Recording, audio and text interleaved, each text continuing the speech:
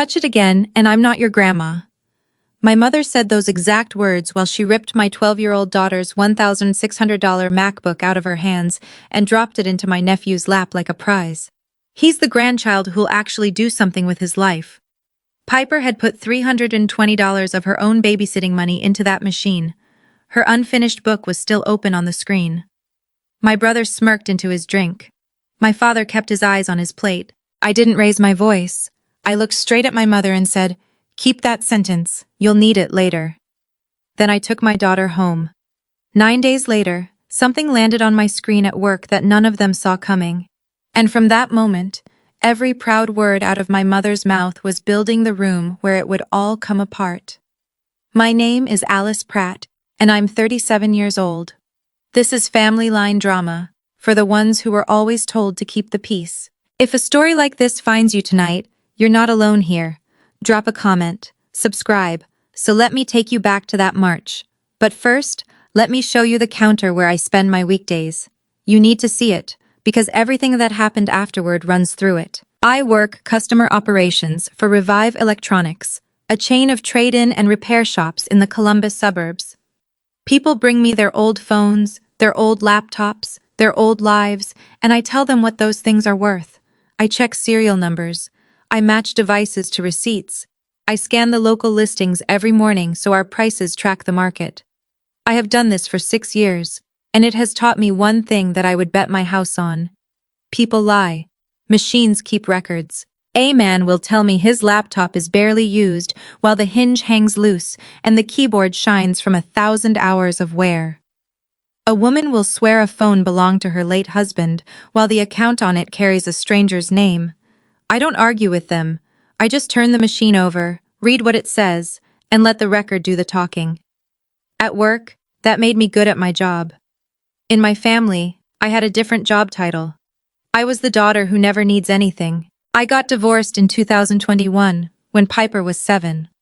I didn't ask my parents for $1.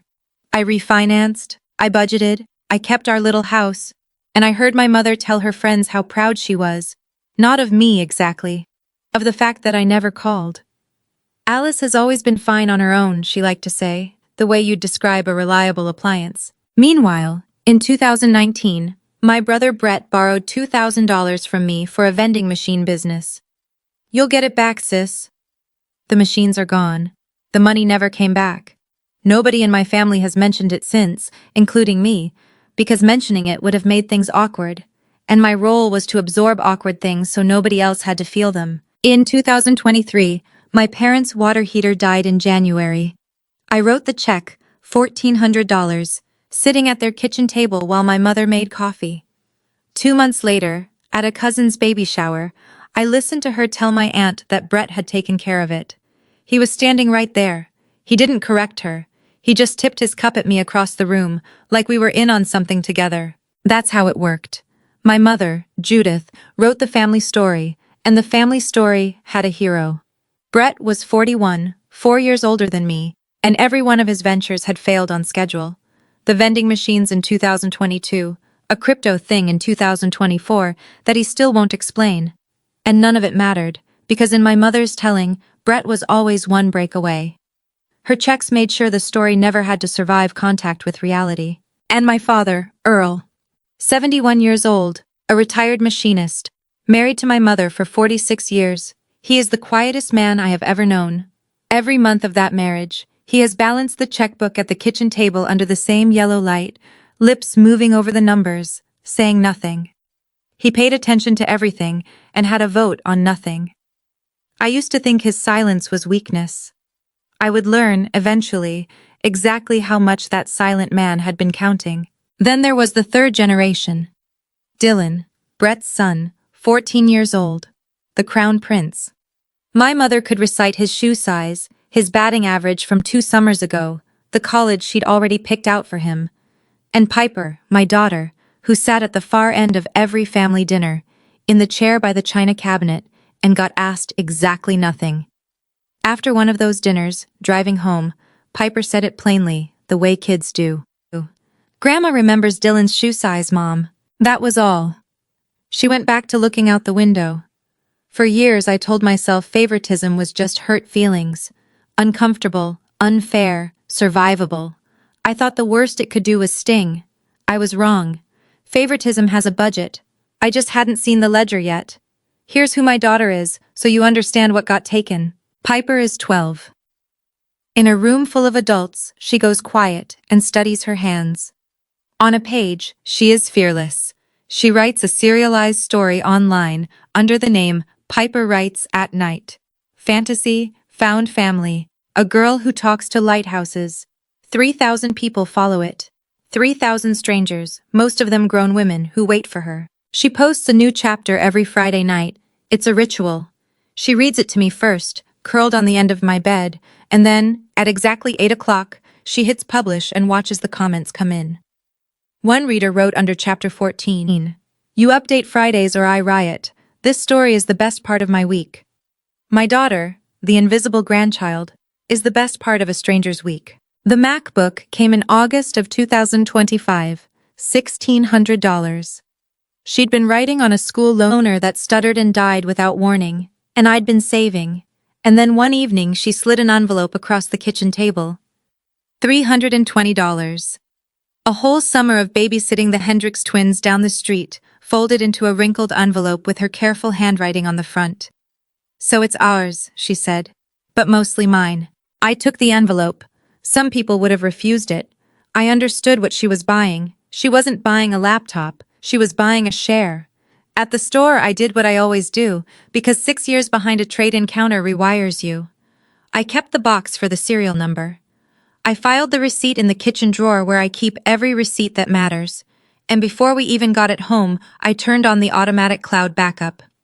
"Habit," I told her. In December she was carrying it to the couch, tripped on the rug, and the corner caught the edge of the coffee table. A dent, small and curved, like a crescent moon pressed into the left corner of the lid. She cried like she'd broken a promise. I sat down next to her and told her the truth of my trade. "Sweetheart, listen to me. Brand new means it belongs to a store. Dents mean it's yours." She thought about that for a while. Then she covered the dense neighborhood with a holographic sticker of an axolotl, pink and smiling, and declared the machine officially hers. From then on, that crescent dent wasn't damage. It was a signature. By March, chapter 14 was up. Chapter 15 was half written on the machine, and Piper had a school assignment she was actually excited about, a family history project. She wanted to interview my father about his 30 years as a machinist. She spent a week writing her questions by hand. Question 4 was, "Grandpa, what did your hands smell like after work?" That's why the laptop came to Sunday dinner on March 8th. She packed it herself. I let her. My parents live 11 miles from us, 15 minutes of 2-lane road, in the same house I grew up in. That Sunday there were 6 of us around the table. My mother, my father, Brett, Dylan, Piper, and me. Pot roast, because it was Sunday and it is always pot roast. And for the first half of that dinner, I want to be honest with you, it was good. Piper set the MacBook up at the corner of the table, pointed the camera at her grandfather, and pressed record. And my father did something I almost never see him do. He talked. She asked question 4. He laughed, actually laughed, and leaned toward the camera. "Grease and pennies. My hands smelled like grease and pennies for 30 years. Piper grinned at the screen. My mother refilled the gravy boat. Even Brett seemed almost human. When the interview wrapped, Piper stopped the recording, and instead of closing the laptop she opened her draft, chapter 15, and turned the screen toward her grandfather to show him a paragraph she was proud of, a line about an old man and a lighthouse. The document sat there glowing between the serving dishes. Across the table, Brett put down his fork. "Dylan's Chromebook died again this week," he said to no one in particular. "Kid can't even do homework right." I remember thinking it was an odd thing to announce. Dylan didn't look up. His school Chromebook was sitting next to his plate. Its screen cracked in a spider web from the corner, and he pulled it an inch closer to himself like he wanted it to disappear. "Some kids get the good machines, I guess," Brett added, still not looking at anyone. My mother's eyes went from the cracked Chromebook to the glowing MacBook. I watched it happen. I just didn't understand yet what I was watching. She stood up. She walked around the table. And she took my daughter's laptop out of my daughter's hands. Piper's fingers were still on the keyboard when it left them. She held on, half a second, pure reflex. And my mother pulled, and said the words while she pulled. Touch it again, and I'm not your grandma. Then she turned, crossed to Dylan, and dropped the open machine into his lap like a prize at a county fair. Chapter 15 was still on the screen. My daughter's sentences, sitting in my nephew's lap. He's the grandchild who'll actually do something with his life. She said it to the whole table, announced it, like a toast. Brett smirked into his drink. My father kept his eyes on his plate. And Dylan, I will never forget this. Dylan's hands stayed flat on his thighs. He didn't touch it. The laptop balanced there on his knees, open, glowing, and the boy it was supposedly for held perfectly still, like it was something hot that had been set on him. Piper didn't cry. That was the part that scared me. She looked at the laptop, then at her grandmother, and then she folded her hands in her lap, and her face did something I'd never seen it do. It closed, like a door pulled shut quietly from the inside. Everyone waited for me to explode. I'm sure that's what the room expected. A scene, tears, a shouting match my mother could retell later with herself as the reasonable one. I stood up. I pushed my chair in until it was straight. And I looked at my mother.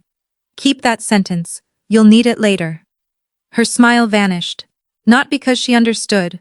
Because she didn't, and my mother hates nothing more than a line she can't read. Is that supposed to scare me? She said, with a little laugh for her audience. I didn't answer. I got Piper's coat and I got Piper and we walked out and I closed the front door so gently behind us that the latch barely clicked. I've thought about that click a lot since. A slammed door is a fight. A quiet one is a decision. In the car, Piper was silent for 6 minutes. I counted them on the dashboard clock because I didn't trust myself to speak first. We were stopped at the light on Route 9, my hands at 10 and 2, when she finally said it, to the window, not to me. Grandma didn't take a laptop. She took my half. $320. A summer of babysitting. Her half. I kept my hands on the wheel and the car between the lines, and I understood, in the dark of that intersection, that this had stopped being about a machine. My mother hadn't stolen a laptop.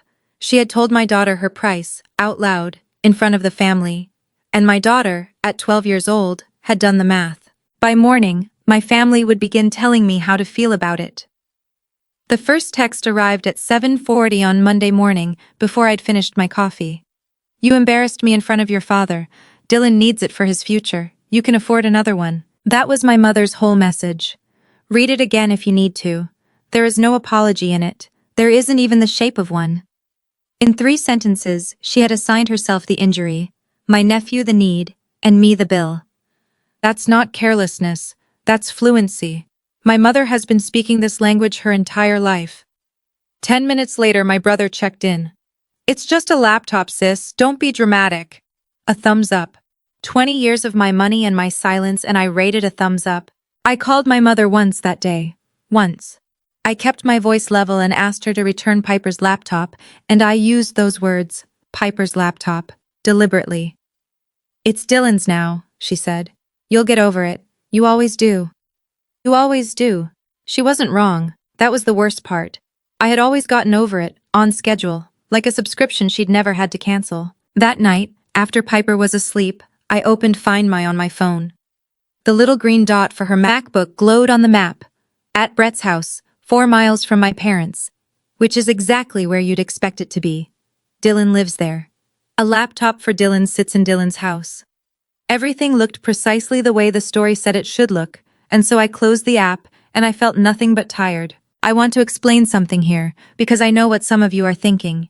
Yes, I could have called the police. It was a $1,600 machine taken from a child's hands, and I had the receipt. But walk it forward with me.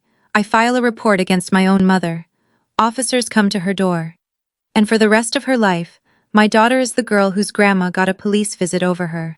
Because that is exactly how my mother would tell it. And my mother's version is the one this family runs on. The cost of that would land on Piper. It always lands on the child. So I didn't call anyone. I also didn't buy a replacement, and I need you to understand why, because my mother's text had made the family's expectation very clear. Buying Piper a new laptop would have cost me an afternoon and $1,100. It also would have taught my daughter that when someone takes what's yours, the solution is for your mother to quietly pay for the damage, and everyone moves on. I had spent 20 years being this person who paid so everyone could move on. Not with her half, not this time. That Friday came, the 13th, and for the first time in 14 weeks, Piper writes, "At night didn't post."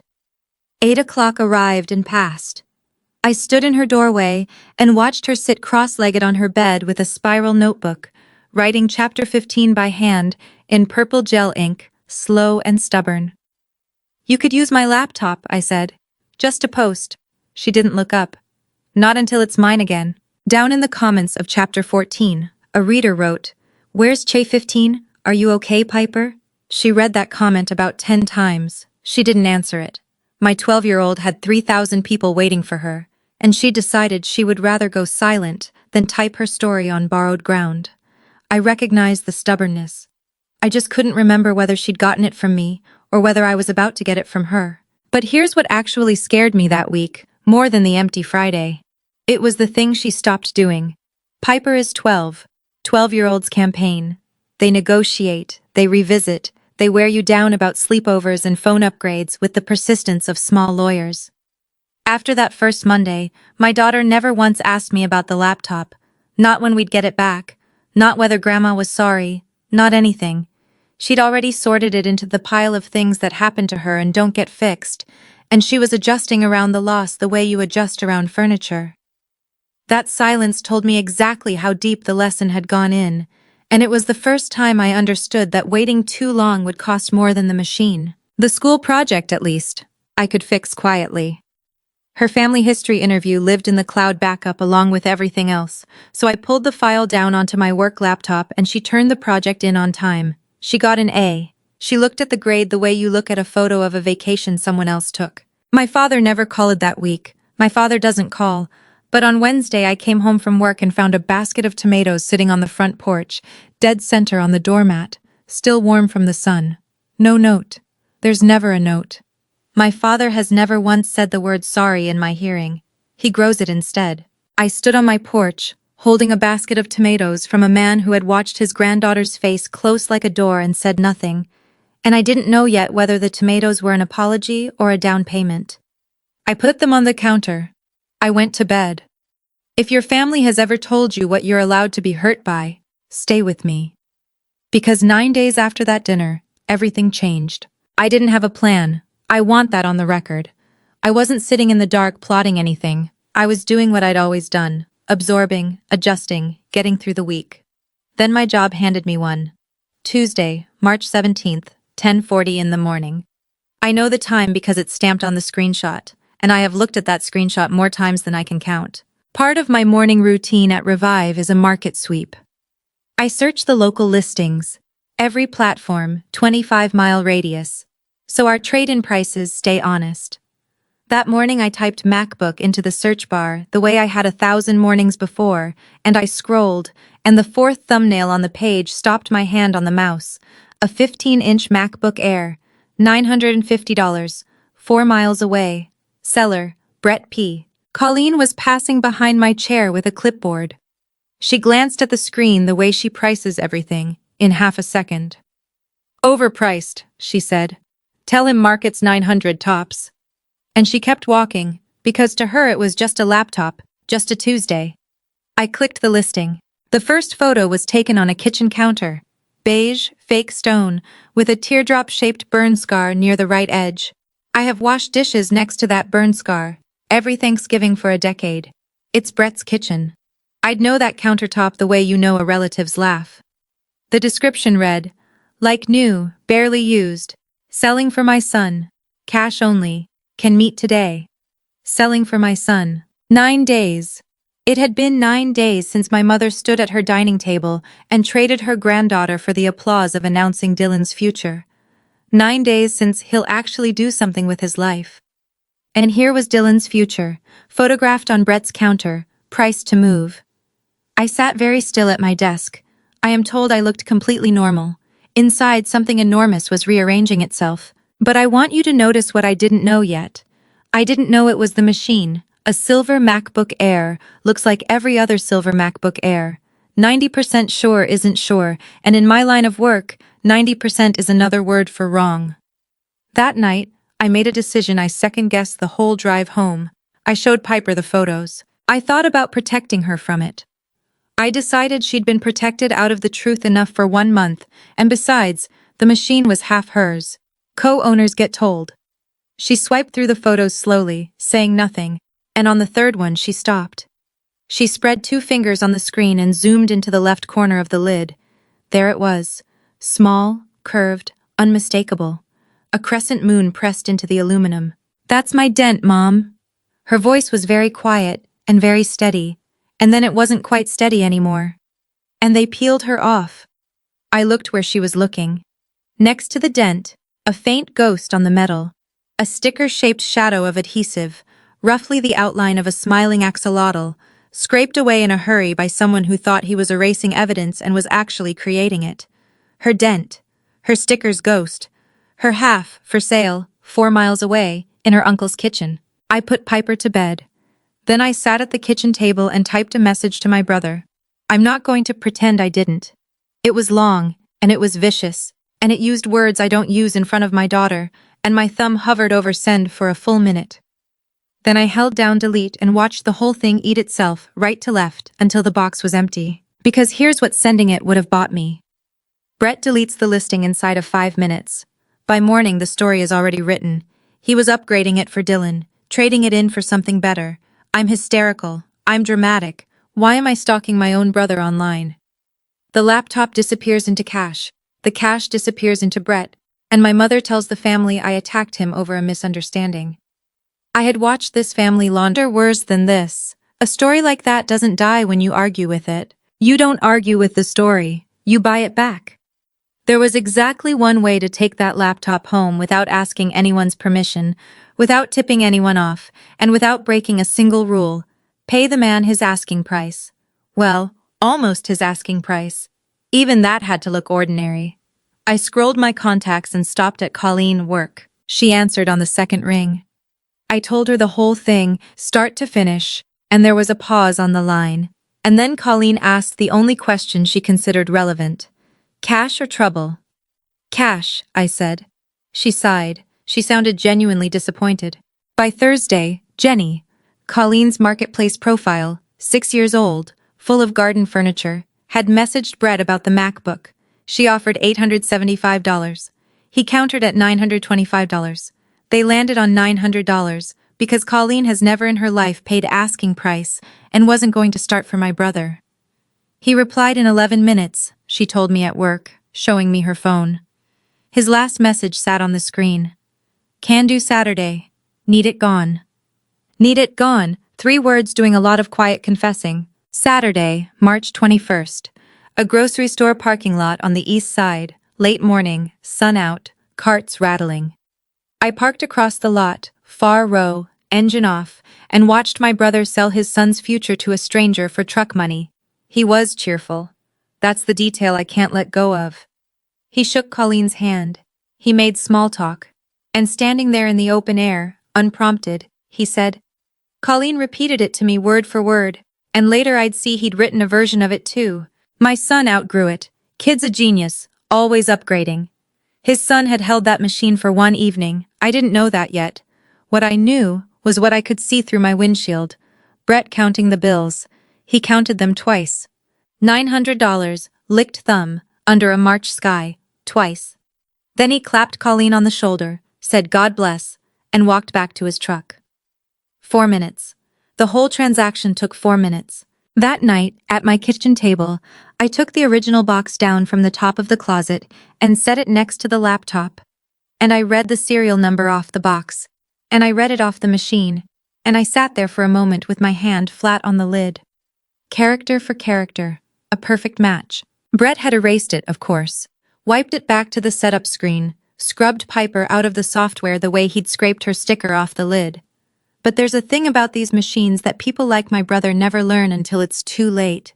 You can erase the files. You can't erase the owner. The setup screen glowed and asked its one patient question. The password for the account this machine belongs to. And I typed it, and the laptop unlocked like a door recognizing a key. They erased her name from the screen. The machine still asked for her password. Machines remember their owners.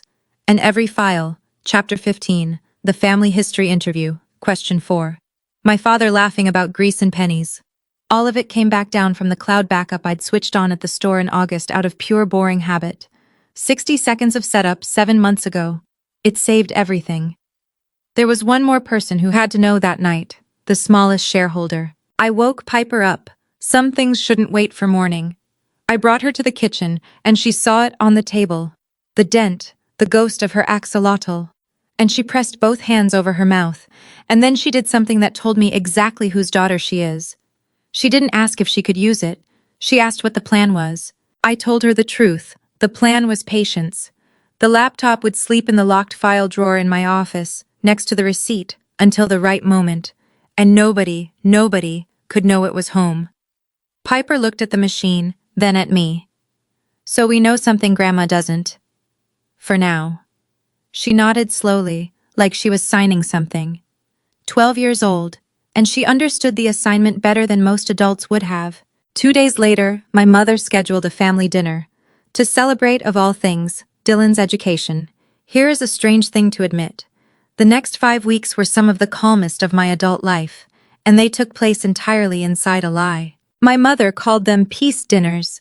She never used the word apology, because in her mind there was nothing to apologize for.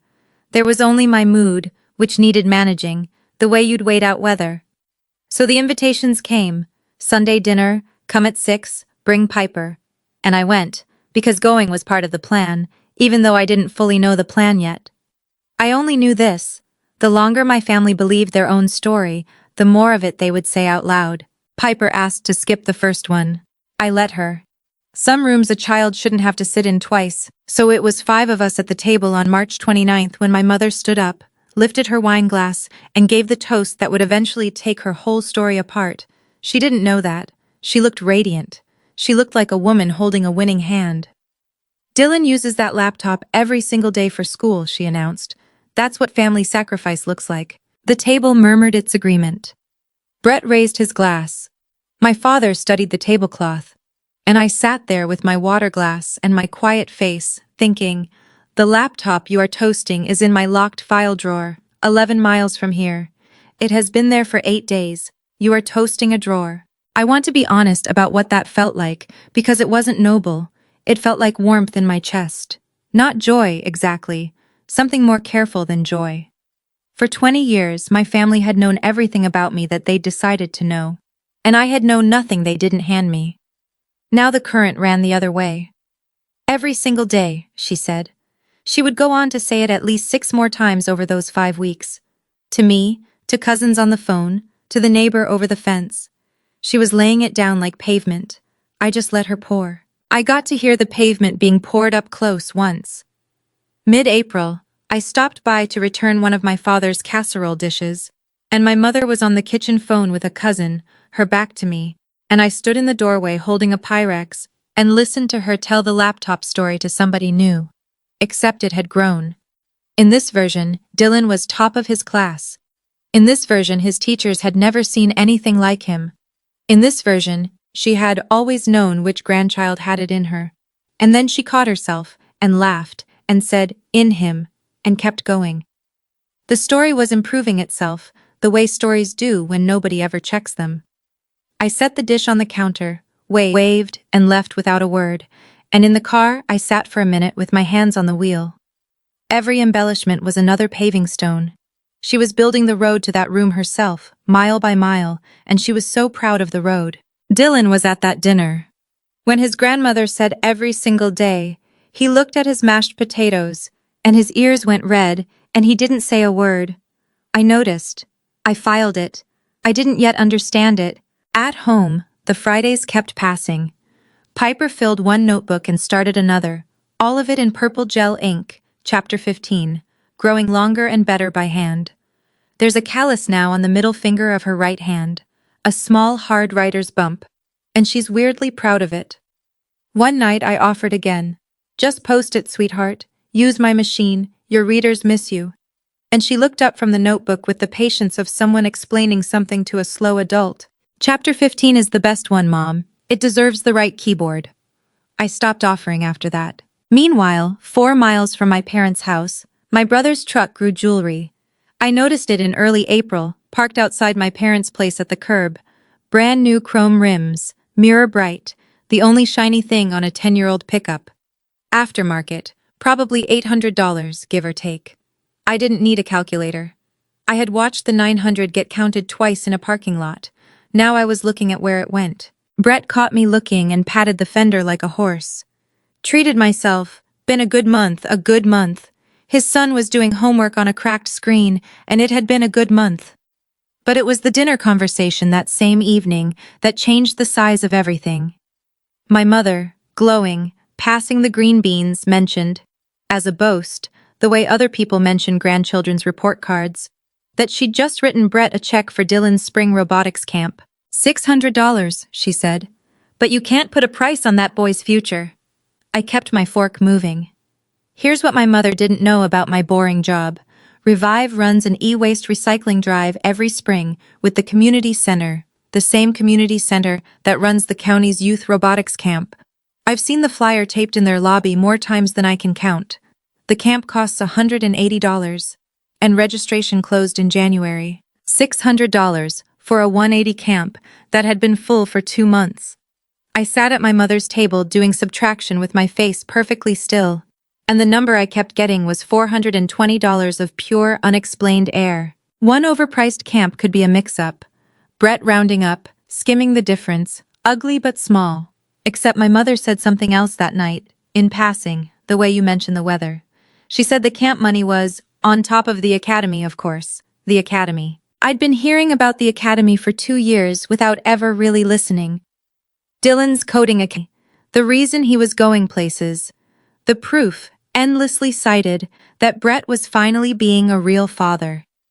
It had always washed over me as background noise, family wallpaper. Now I drove home doing a different kind of math. The laptop was a symptom. I was about to go looking for the disease. I want to be clear about how I looked, because it matters. I didn't hack anything.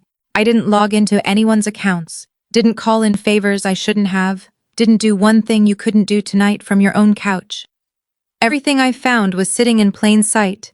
It had just been sitting behind a story no one thought to check. I started with the academy itself. 2 years of hearing about it, and I realized I'd never heard its actual name until that dinner, when my mother said it with a little flourish. The Fairfield Coding Academy. My mother pronounced it the way people pronounce private schools. Fairfield Avenue is 9 minutes from my office. I drove past on my lunch break. Number 240. Fairfield is a strip of storefronts, a nail salon, a check cashing place, and between them, a unit with butcher paper taped over the glass and a leasing sign in the window with the corner peeling. There was a takeout flyer for the nail salon wedged under the door, sun-bleached almost white. Nothing about that doorway had been opened in a long time. That night I looked up the Academy's website, the one my mother said Brett had shown her on his phone. It loaded a gray page with one sentence on it. This domain is parked free, courtesy of the registrar. A parked domain. Do you know what that means? It means somebody bought a web address, which costs about $12, and never built anything behind it. It's the internet equivalent of a business card with no business. $12 buys the name. The name was all he ever needed, because the only customer was his mother, and she doesn't check. The next morning, I made one phone call, and I made it the honest way. Our company works with this community center on the recycling drive. I know the front desk. I asked about the robotics camp, said a customer with a kid had asked me, which had actually happened 2 springs ago, and the woman on the desk answered without a pause. 180, and we've been full since January, hun. Waitlists closed too. I wrote it on a yellow sticky note. 180, full since yawn.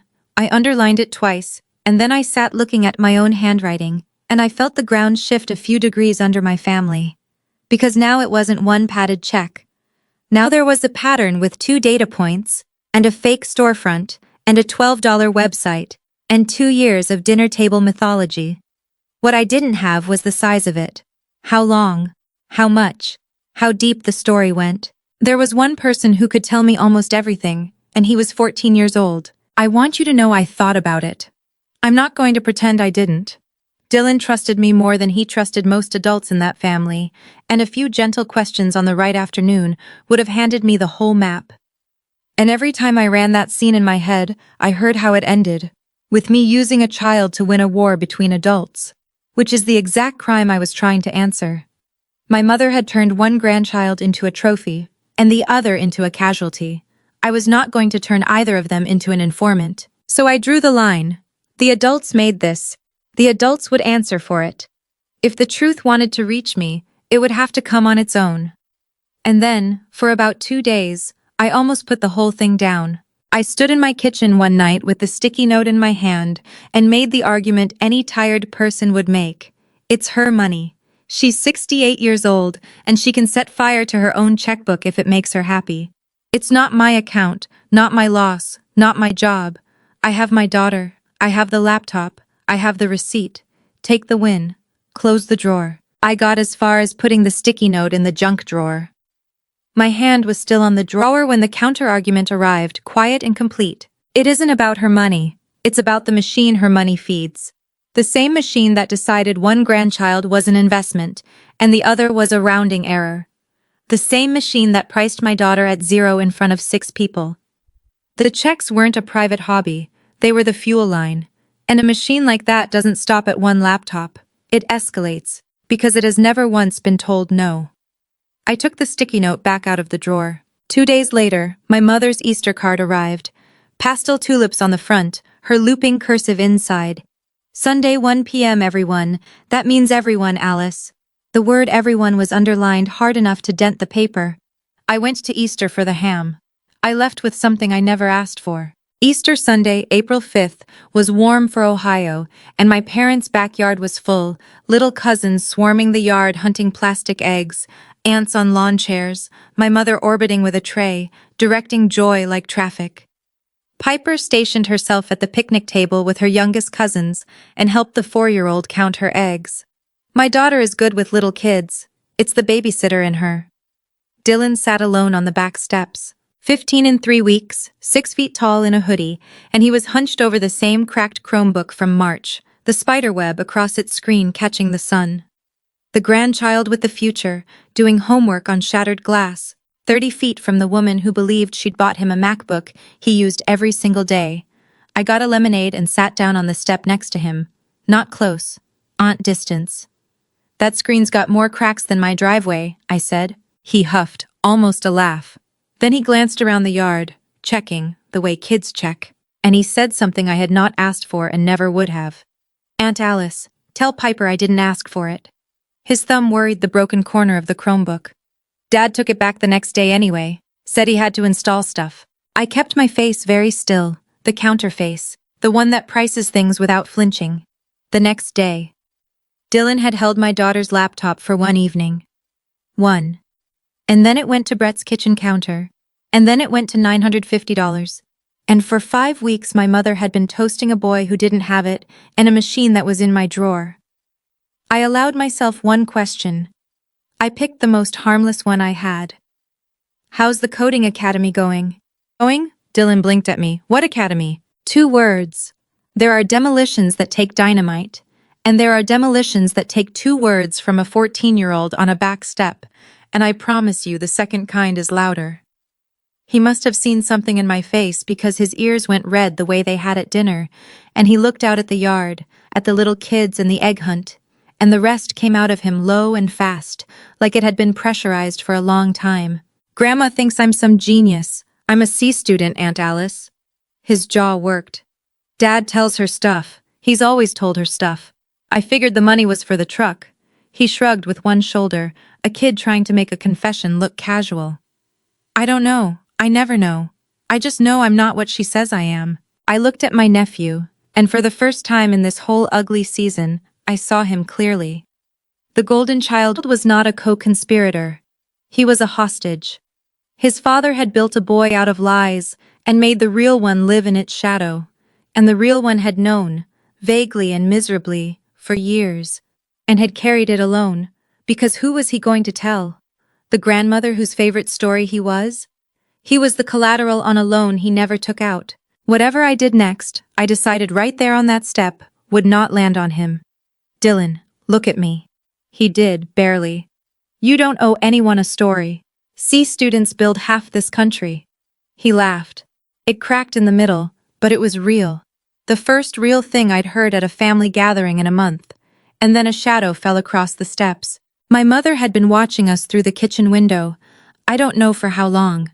She came out with her tray and her hostess smile, and she did what she does. She performed. She swept an arm around Dylan's shoulders and turned him toward her audience of aunts. This one, she announced, uses his laptop every single day. Tell them, sweetheart. I watched my nephew's shoulders go rigid under her arm. I watched his eyes drop to the cracked screen in his lap. I watched him not answer, and I watched her not notice, because my mother has never once needed a witness to agree with her, only to be present. 3 layers deep now. She didn't know where the laptop was. She didn't know what Dylan knew, and she didn't know that I knew all of it.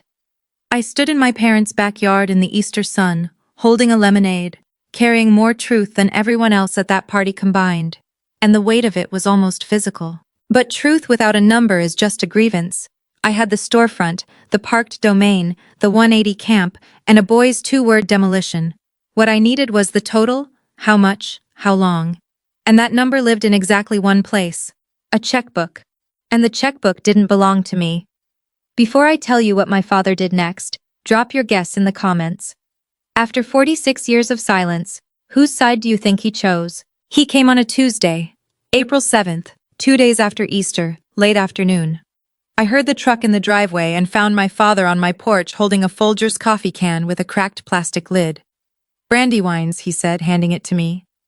Seed packets rattled inside. Plant them after the last frost. He stood there. My father is not a man who stands there. He delivers and departs. I stepped back and he came into my kitchen and sat down at the table, and he turned that coffee can in a slow circle 3 times, and then he said to the can, "That's not why I'm here." From the inside pocket of his jacket, he took out a small book, soft and swollen at the spine from being opened too many times. His check register. 46 years of marriage, and every month of it my father has sat under the kitchen light and balanced that register in his machinist's handwriting, tight, square, exact. My mother writes the checks. My father records them. It is the entire division of power in their marriage, and I had spent my whole life thinking it made him a bookkeeper. It made him a witness. He opened it flat and slid it across my table and turned pages for me. He'd flagged them with little pencil ticks. Dylan tutoring, $250. Dylan coding, $200. The 200s marched down the columns monthly, patient as rent. Dylan camp, $600. Going back through 2025. Back through 2024. Spring, summer, fall, winter, spring again. And in the margin of the last page, in pencil, pressed over twice so it wouldn't be mistaken, 6,800. 2 years. $6,800 for classes that had never existed, at an academy with butcher paper on its windows, for a boy who thought the money was for the truck. Your mother writes the checks, my father said. I add up what she won't. I asked him the only question left. How long had he known? He was quiet for a while. My father's silences have textures, and I have known them all my life, and this one was the heaviest I'd ever sat inside. I suspected the coding a year ago, he said finally. The camp made it certain. I told myself it was her money and my peace. His thumb moved over the register's worn cover. Then March happened. He looked up at me, and my father's eyes were wet, and I have seen that exactly twice in my life, at his brother's funeral, and at my kitchen table on April 7th. I watched her hand that computer to the boy, and I watched your girl's face, and I went home and couldn't eat. We sat with that. The tomatoes on my porch 3 weeks ago. The man who grows what he can't say. Then he did the thing that shaped everything that came after. He put his big hand flat on the register, those machinist's knuckles, swollen now with age, and he made his terms. Don't burn her down, Alice. His voice was level. She's my wife and she's wrong and I love her. And all 3 of those are true at once. Just stop the lying. That's all I'm asking. Stop the lying, and I'll stand where I need to stand. He left the register on my table. He drove home to her. and I sat in my kitchen taking inventory of what I now held: the laptop, physical, in the drawer, the listing and my brother's own written words, digital, printed, a boy's truth, human, which I would never use. And now the number, financial, in my father's handwriting, with his blessing attached to a condition. Don't burn her down. Just stop the lying. I could work with that. In fact, it clarified everything, because it drew the same line I'd drawn on the back steps at Easter.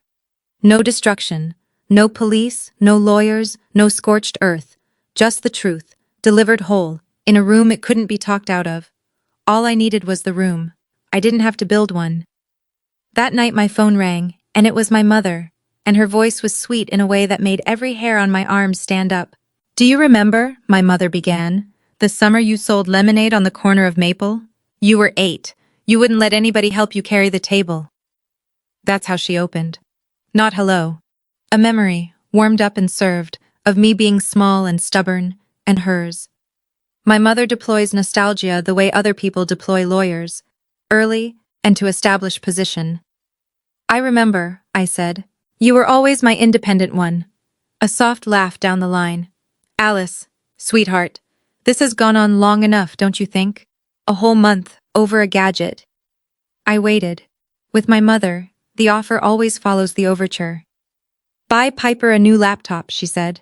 "A nicer one even. I'll chip in $100, and we'll be a family again." There it was. Notice the shape of it, because I did, even in the moment. Not, "I'm sorry." Not, "I'll return it." The machine stays gone. I absorb the cost. She contributes $100. 100, against the 6,800 she'd shoveled into Brett's fictions. And in exchange, the story gets to close with everyone in their assigned seats. It wasn't an apology. It was a settlement offer, and a cheap one.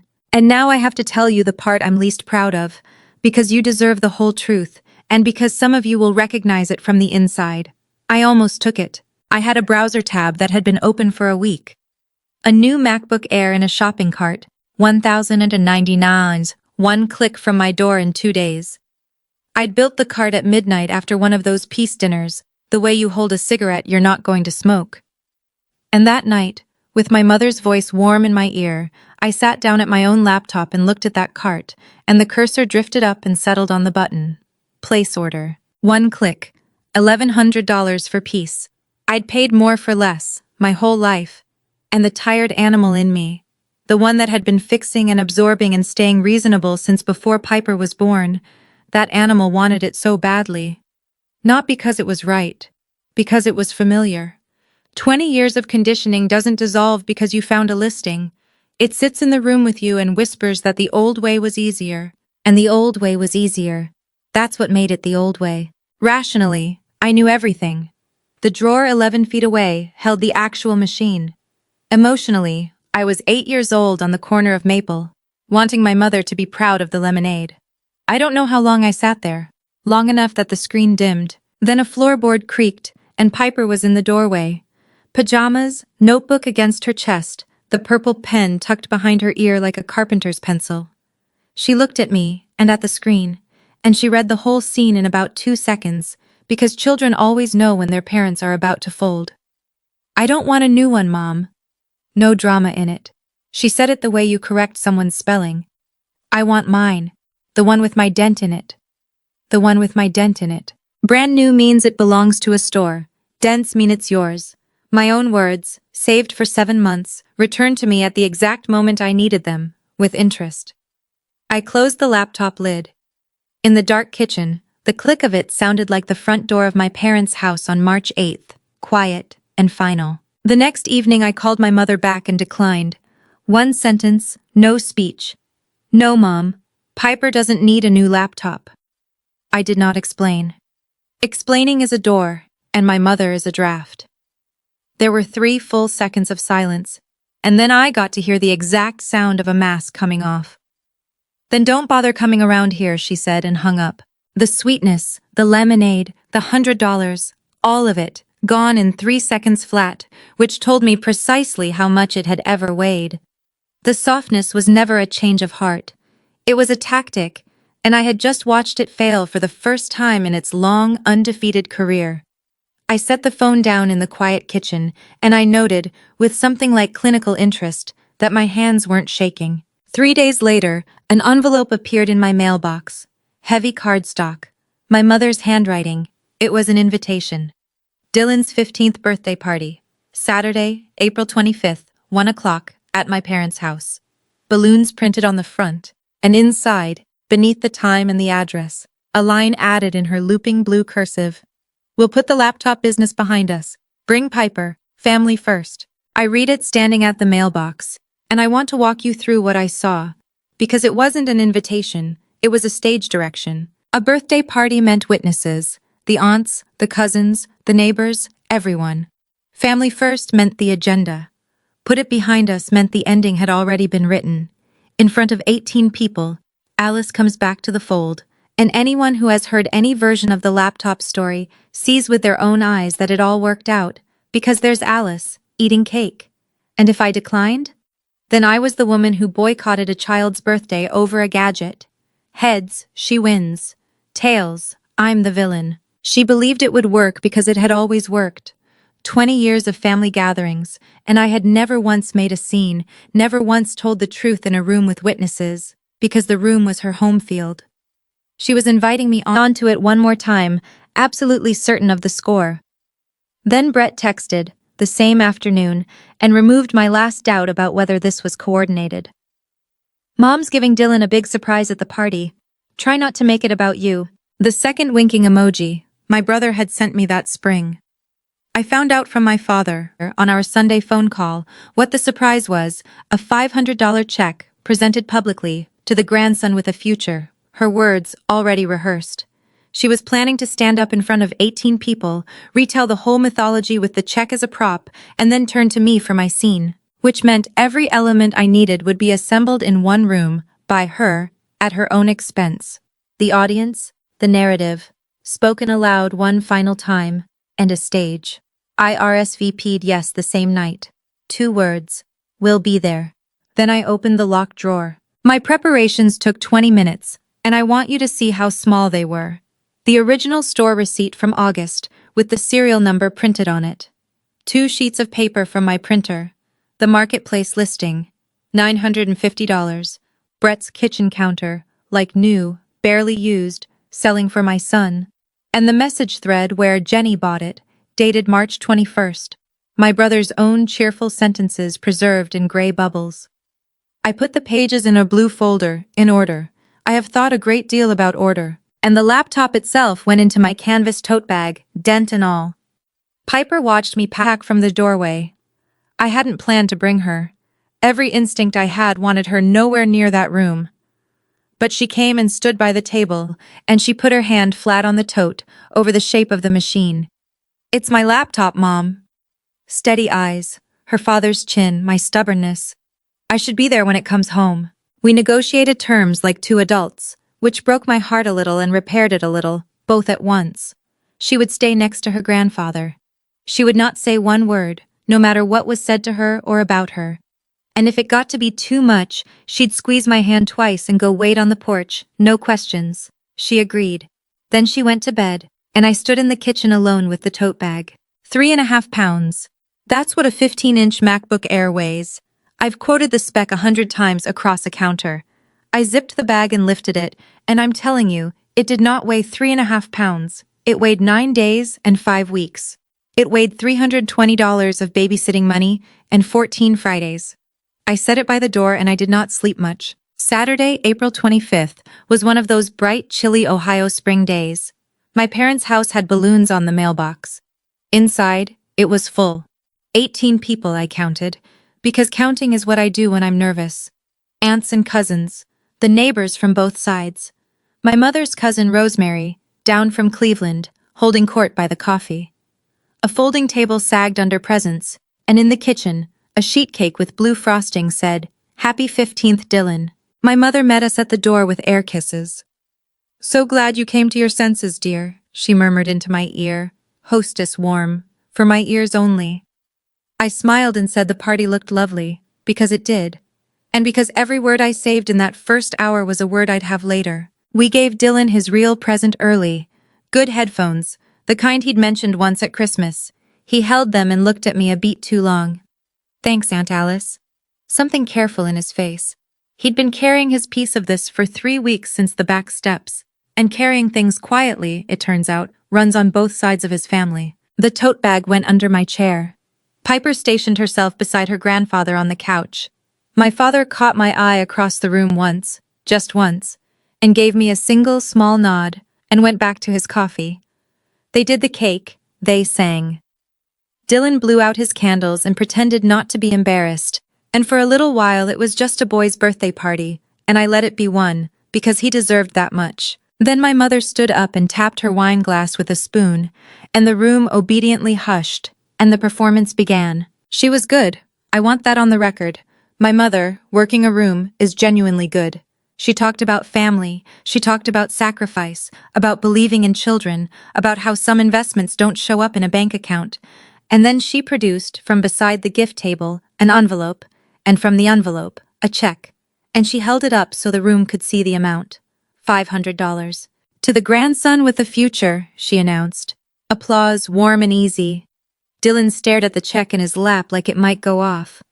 This boy, my mother went on building, uses his laptop every single day for school. Every single day. And that's why. She turned and here it came, the whole point of the party, her eyes finding me across the room with 18 witnesses attached. Now, Alice, say something nice, and let's end this. The room turned with her. 18 faces. Some kind, some curious, all waiting for me to be reasonable. I have been the woman who is reasonable in front of that exact audience my entire life. The pressure of it is a physical thing, like altitude. I felt it, and I noted it, and it changed nothing, because pressure only works on people who haven't packed. I stood up. You're right, Mom. My voice came out low and even, and the room relaxed half a degree. Let's end it. I bent down, unzipped the tote, and set my daughter's MacBook on the table next to the birthday cake. The crescent dent caught the light. The pale ghost of a peeled sticker sat beside it, axolotl-shaped, unmistakable. The machine lay there between the frosting and the paper plates, and 18 people looked at it, and nobody in that room breathed for a solid 3 seconds. There is a specific silence that only a full room can make. I had never heard it before. I heard it then. Then someone should tell me, I said, into that silence, why Dylan's everyday laptop has been in my house since March 21st. My mother's face did several things in a row. Confusion first, a genuine blinking confusion, because whatever she'd braced for, it was not the object itself. Then recognition. Then, because my mother's instincts have never once included retreat, attack. You, her voice found its footing. You stole it? I bought it. I opened the blue folder and took out the first page. Ask Brett who sold it. I laid the printed listing on the table beside the laptop, facing the room. The photograph of the machine on his kitchen counter. The price, $950. The words, his words. Like new, barely used. Selling for my son. Cash only. Can meet today. Then the second page beside it, the message thread, dated March 21st. The friendly gray bubbles. My son outgrew it. Kid's a genius. Always upgrading. Rosemary reached the papers first. She read them with her reading glasses down her nose, and I watched the exact moment her face changed. And then the pages started moving hand to hand around the room, and the room began, very quietly, to change owners. I stood still and let the paper do the work. The neighbor from 2 doors down read over an aunt's shoulder, with her hand rising slowly to her mouth. Somebody whispered March 21st, like a date on a headstone. My mother reached for the pages twice, and both times they were in someone else's hands, which had never once happened to her at her own table. The story physically out of her reach, circulating without her permission. Brett tried the last door. Okay, this is family business. He raised his voice a notch, aiming for authority, and landing somewhere near panic. We're not doing this at a kid's birthday. You toasted it at a kid's birthday. Rosemary didn't even look up from the listing. She turned the page over, checked the back, the way careful women her age read everything. We've been the audience for this laptop for a month, honey. We're allowed to read the program. Nobody laughed. It wasn't a joke. It was a jury deciding it was allowed to deliberate. 9 days, I said. That's how long the laptop lasted after that dinner in March. 9 days, and then it was cash. Brett got up. He'd been very still in the corner since the machine hit the table, and now he came forward with his hands out, palms down, the gesture of a man patting an invisible dog. Okay, this looks... I was upgrading it for him. He tried a laugh. It came out with no air in it. It's a whole thing with the trade-in values. You never gave me anything to upgrade. The voice was low, and it cracked in the middle, and it came from the couch. Dylan. Standing now, the birthday check still in one hand, looking at his father with an expression I hope I never see on a child again. The face of a kid doing the last piece of arithmetic on someone he loves. I had it one night, Dad. The room had gone dead silent again. One night. Then you took it. You said you had to install stuff. His voice steadied as it went, like it had been waiting years for the floor. There's no new laptop. There was never going to be a new laptop. Nobody had asked him to speak. I want that understood. I had promised myself twice that no part of this would ever be placed on that boy. He stood up on his own. 15 years old as of Wednesday. And he chose the truth in front of 18 people. And I have never in my life been prouder of a child who wasn't mine. Rosemary, still holding the listing, looked up over her glasses at my mother and asked the question. She asked it kindly. Sometimes the kind ones are the detonators. But Judith, what about his coding academy? And Dylan answered before his grandmother could, quiet and final. There's no academy, Grandma. There never was. I watched 68 years of certainty leave my mother's face in about 4 seconds. She looked at Dylan. She looked at the laptop. She looked at Brett, and I could see her mind grabbing for the story. Any story. The next story. And finding, for the first time in her adult life, nothing on the shelf. That's when my father stood up. He didn't clear his throat. He didn't ask for the room. The room gave itself to him. Because Earl Pratt standing up at a family gathering was already the loudest thing that had happened all day. He took the register out of his jacket, soft, swollen at the spine, opened it to a pencil-ticked page, and read, flat, unhurried, a machinist reading tolerances, Dylan tutoring, 250, Dylan coding, 200, monthly, camp, 600. He turned one page, he looked up, $6,800, 2 years. He closed the register. I count things, my father said to the room, by way of explanation for 46 years. It's what I do. And then he sat back down next to Piper and put his hand over his granddaughter's hand. And that small mechanical motion, is when the coalition that had run my family for 4 decades came apart in front of the coffee urn. My mother rounded on my brother. Not on me.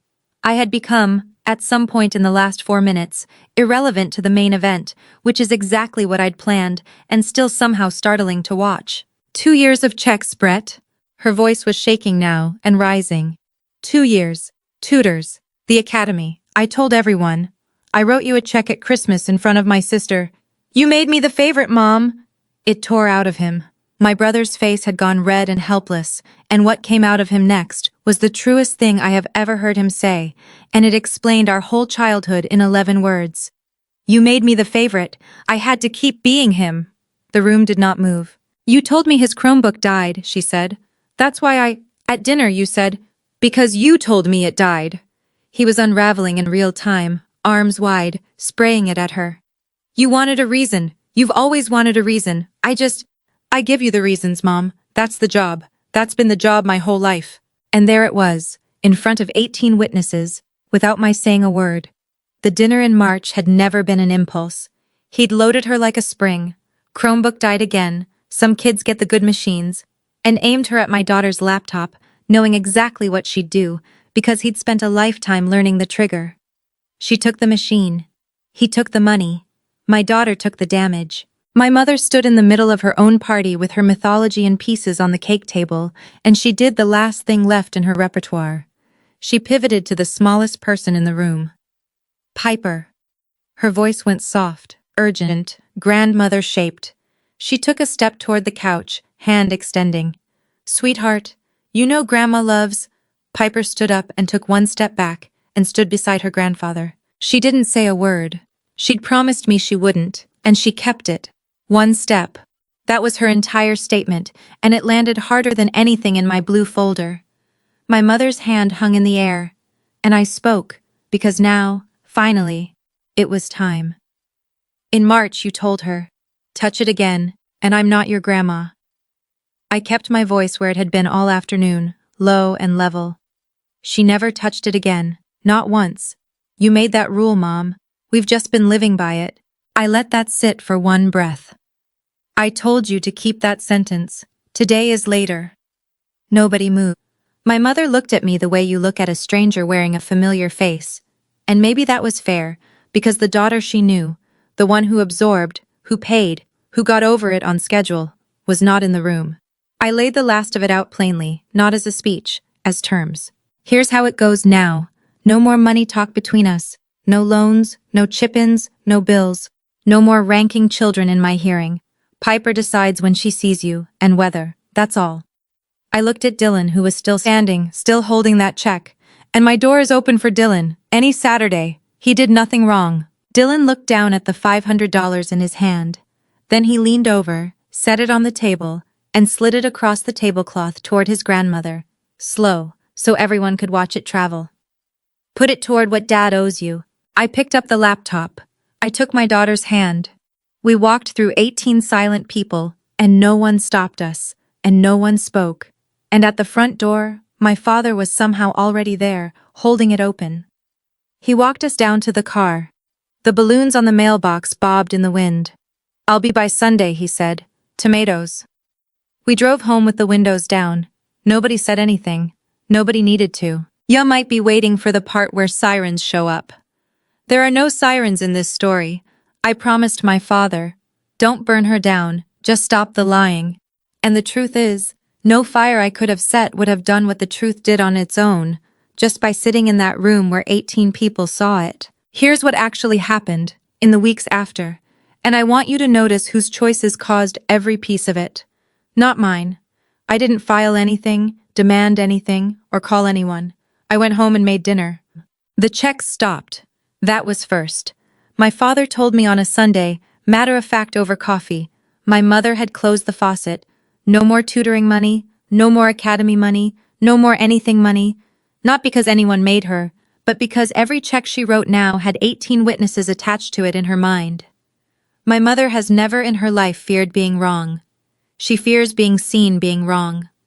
It turns out that was the only lock that ever fit her. The second thing I found on my own, during an ordinary Tuesday market sweep, 3 weeks after the party. I typed my usual searches, scrolled my usual listings, and there it was, 4 miles away. Chrome rims, like new, need gone this week, cash only. Brett's rims. Brett's phrasing. Like new, the man has a brand. And Brett's photograph, taken at the same curb. With the faucet closed and the truck payment still due, my brother had gone back to the same marketplace where he'd sold his son's future, except this time the only thing left to sell was his own shine. I sat at my counter and looked at that listing for a long moment. I didn't feel triumphant.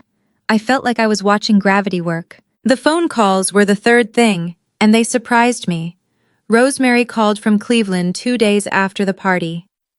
"We always wondered, honey," she said, and then she was quiet, and then, for years, nobody wanted to be the one to say it. Which taught me something I'm still turning over. My mother's version of our family had never been as airtight as it felt from inside it. The audience had doubts all along. They were just waiting, the way I had been, for somebody to go first. And then, in early May, the letter came. 2 full pages of my mother's looping cursive, and I read every word, twice, because I owed the truth that much diligence even from her.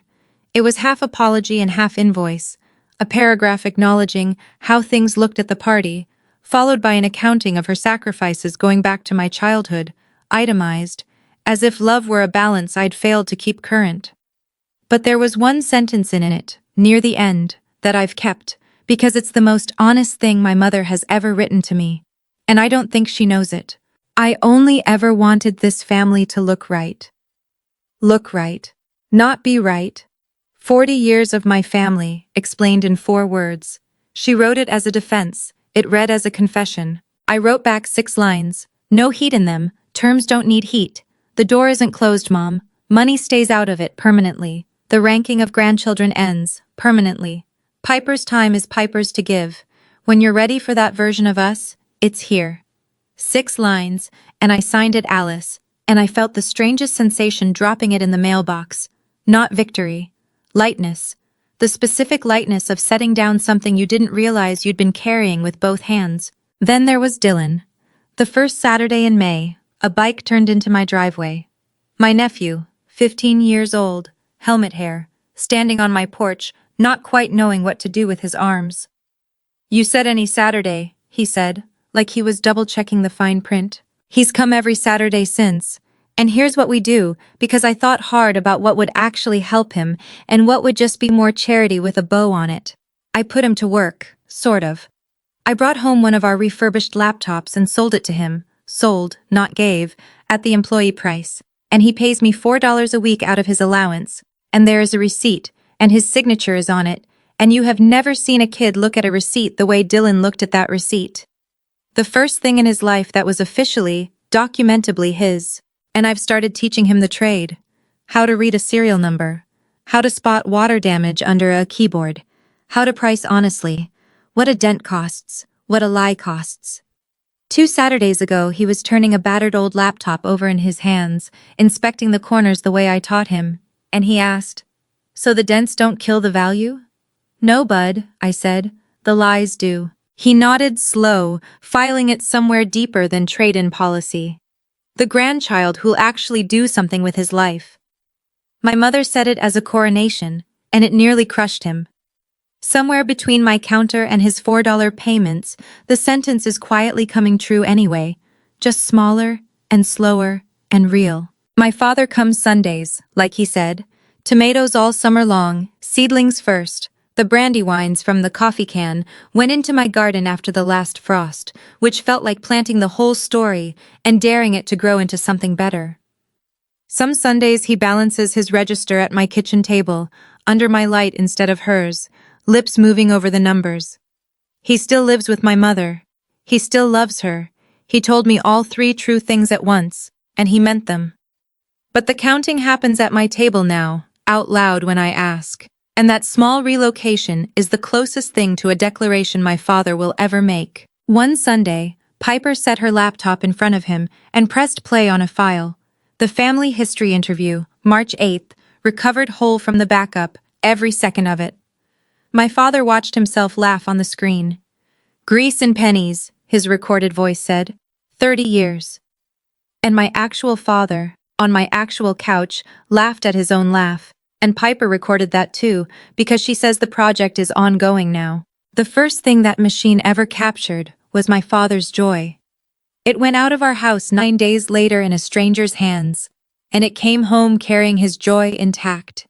Machines keep records, sometimes mercifully, of the good things. And then it was Friday, May 1st. Piper didn't announce it. That's how I knew it mattered. She just disappeared into her room after dinner with the laptop and both purple ink notebooks, and when I looked in around 7:30 she was typing, transcribing chapter 15, weeks of handwritten pages flowing into the right keyboard at last, the callus on her middle finger finally off duty. Before she posted, she did one more thing. From her desk drawer she took a new sticker, another axolotl, this one purple because of course, and she peeled it and placed it on the lid deliberately, half overlapping the pale ghost of the old one. Not covering it, half. "So you can see both," she said. "Both. The one that was taken and the one that came after." My 12-year-old put the whole story on the lid of a laptop in one sticker's width, and then she straightened up and hit publish at 800, exactly, 14 weeks late and right on time. The comments started inside of 10 minutes. The one at the top, in all caps, from the reader who threatens riots. "She's back. And chapter 15 was worth every single week." Piper read the comments with her knees pulled up to her chest and the screen light on her face, and she was smiling in a way I hadn't seen since the first week of March.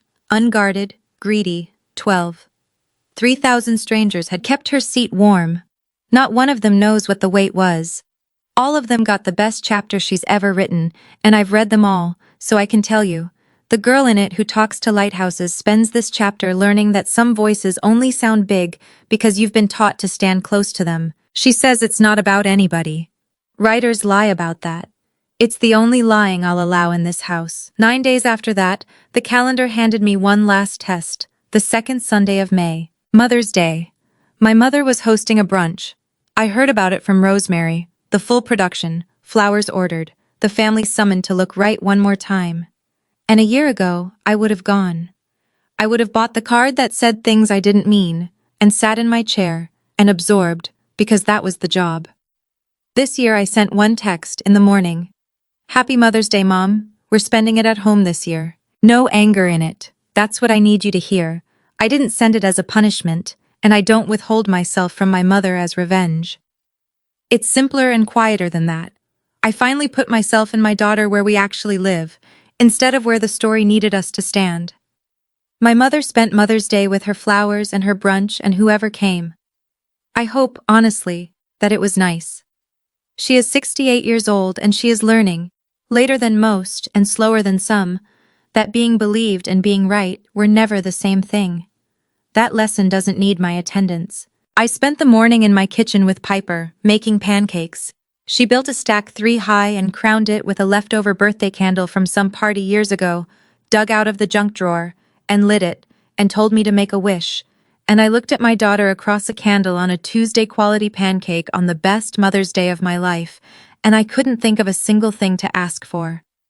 Then I called my father, and we talked about tomatoes for 10 minutes, which for us is practically a parade. So that's the story, and if you've stayed with me this long, I think I know why. I think you know this family.